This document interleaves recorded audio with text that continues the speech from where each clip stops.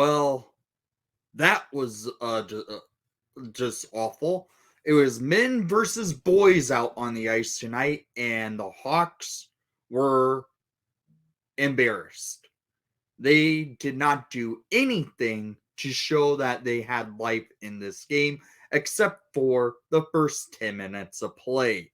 This was a rough game by the Blackhawks. It was flat out embarrassing, flat out horrendous, and ugly. They couldn't get anything going, and this game was over from the 10-minute mark when they gave up a shorthanded goal. They lose it 4-0 to the Colorado Avalanche, and this review is not going to be my typical review. This is going to be as long as I want it to be. It could be a short, it could be long as we go into it, because this was honestly horrible. I get it. Your road trip is over, finally. The road trip to start the season of 5 games on the road is over after tonight. And, well, doesn't help that ESPN decides to slate your game at a 9:30 Central Time start. It is 12:15 at the time of me recording this video for you. And, well, ESPN decides to play a college football game of two nobody colleges before the Blackhawk game because they thought that's more important. This game started at 9:30 Central Time against two Central Division teams. A Central Division game should not start no later than 8 p.m. in my opinion. But no, they have to play a football game before the actual professional hockey game. So let's get into the stats of the game. Since it was an ugly affair, the Hawks looked like a bunch of boys out there, which they are. They are a young team. They did do something that was more impressive tonight. The face-off dot, 47% at the dot. They improved at the dot tonight to the Avalanche's 53%. So it's a little evened out on the face-off percentage, but shots on net per period, 8-22 for the Avalanche in the first period, 7-11 for the Avalanche in the third period, 3-8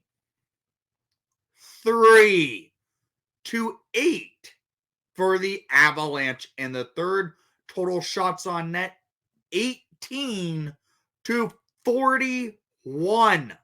The Hawks allowed 22 shots in the first period of play, and they looked bad. And the majority of those shots came in the final 10 minutes of play of the first period of play.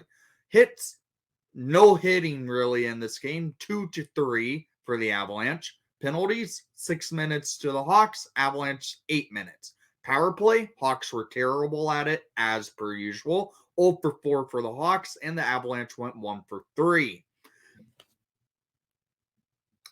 This was an embarrassing game. It was an ugly game. They didn't know how to go out and play a game against a bunch of experienced players, clearly. But this is a young team. We're trying to learn what the hell they're going to do out there. Bedard had his worst game so far. No shots on net, no shots attempted. He was a no factor in tonight's action.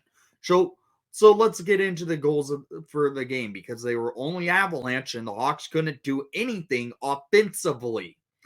The Hawks were moving the puck well in the first 10 minutes of play. They got a few chances off, mainly by Nick Foligno, and well, the Hawks get a power play midway through the period.